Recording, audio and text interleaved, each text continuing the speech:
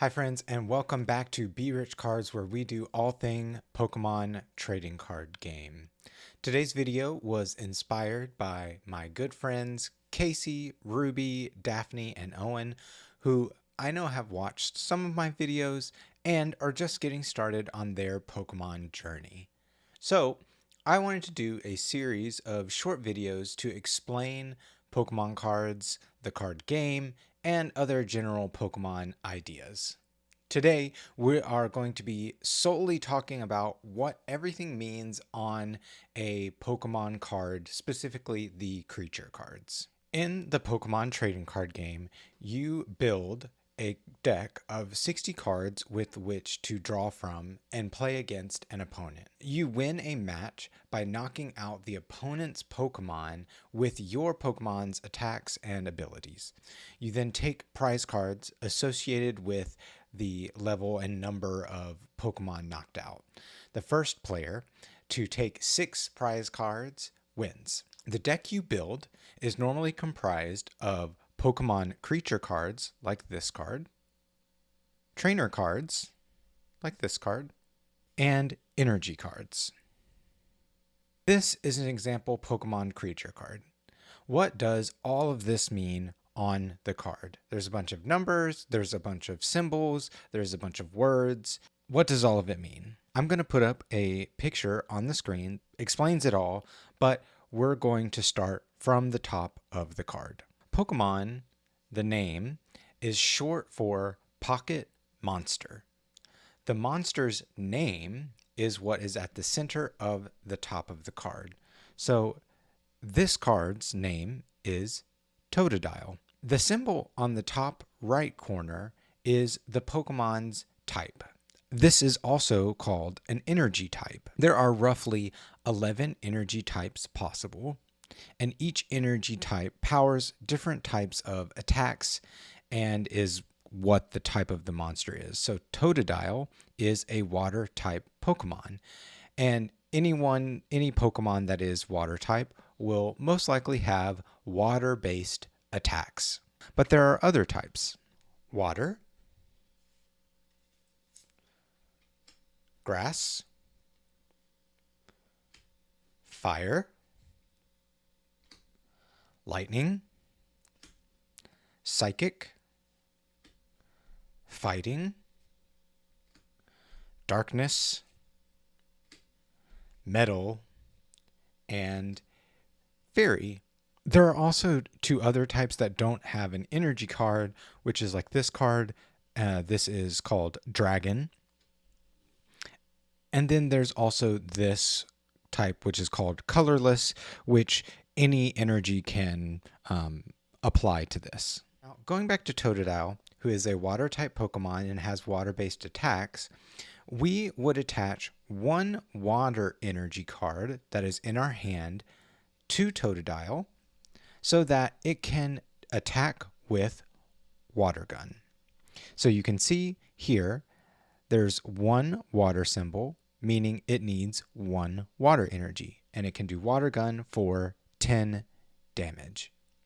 It will do 10 damage to the opponent's active Pokemon. We can only attach 1 energy from our hand per turn, so in our next turn, we could add another energy of any type. Remember, I said colorless means any type, to use Bite, which does 10 damage. So you can see 1 water energy and 1 colorless energy will allow Totodile to use Bite for 20 damage. Going back to the top of the card, Totodile is a water type Pokemon, and if we go to the left, it says HP 70. HP means health points. This is the amount of damage a Pokemon can take before it gets knocked out. On the very left of the card, we see the word Basic. This is the stage of the Pokemon card. So Totodile is a basic water type Pokemon, meaning it can get played without any extra cards being needed. Now, many Pokemon evolve once and maybe even twice. This is called Stage 1 and Stage 2. Some Pokemon evolve only once, some Pokemon don't evolve at all. Totodile can evolve into Croconaw. You can see here it says stage 1 evolves from Totodile. He can evolve again into Feraligatr. You can see here stage 2 evolves from Croconaw.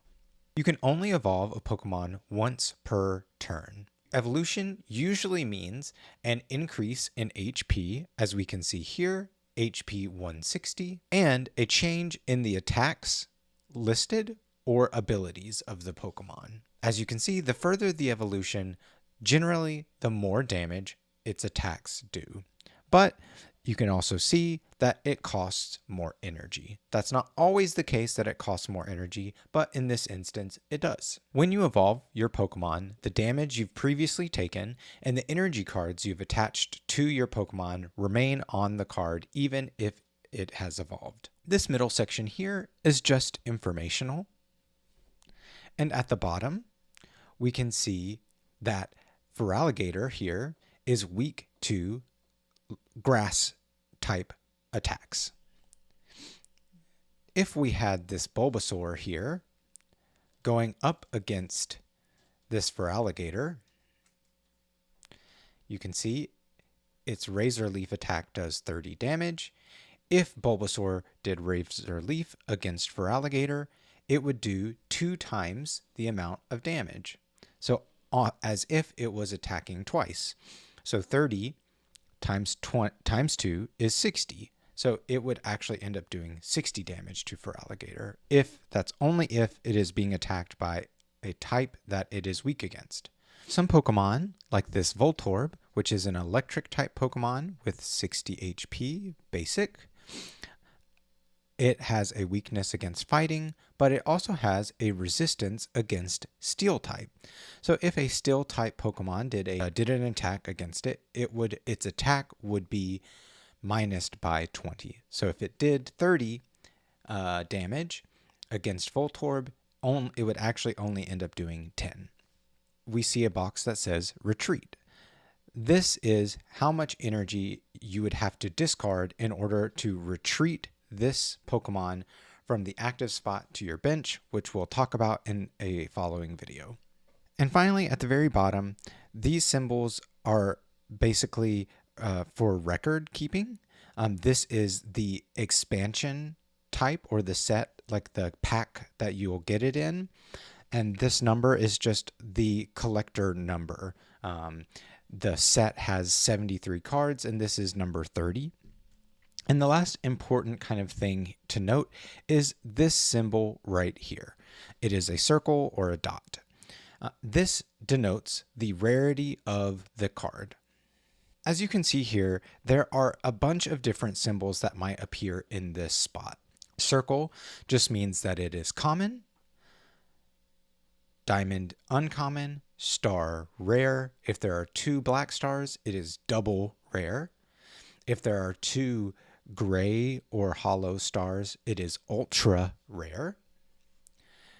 Pink star means ace spec rare, which we will get into in a later video. A gold star means illustration rare. 2 gold stars means special illustration rare, and 3 means hyper rare. This is a lot of words that maybe you don't quite know. And I'm going to show you a few cards just as an example to show you what the different types of rarities might mean and look like. This Bulbasaur we were looking at earlier is a common. Usually when you buy a pack of cards, there are at least 4 common cards in a pack. The Feraligatr that we were looking at is a diamond or uncommon. There are at least 3 uncommon cards in every pack that you purchase. This Palkia we see has a star symbol. That means that it is rare. There is usually at least 1 rare card in every pack. In most packs, you have a card like this that is reverse hollow, meaning that the shiny part is on the outside of the card. Most packs will have at least 1, maybe 2 cards that are like this. And it can be any rarity. It can be a star like this. It can be a circle or a diamond. The next up was the double rare card. And this is what most double rare cards look like nowadays. You can see 2 stars, and the art is kind of popping out of the card, but it still looks like the basic card with most of this just being color.